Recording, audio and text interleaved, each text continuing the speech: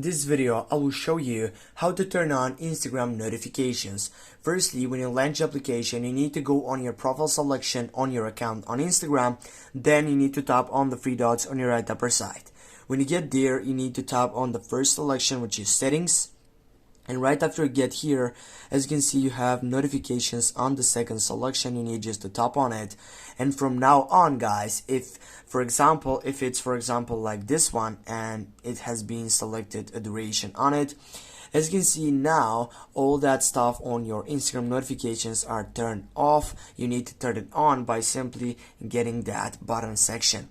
Also, what you can do and what is the most priority system on your Instagram, simply go on the settings selections on your phone, then you go applications, and on the search box, without wasting any time, you need to type for Instagram, and yeah, go for Instagram.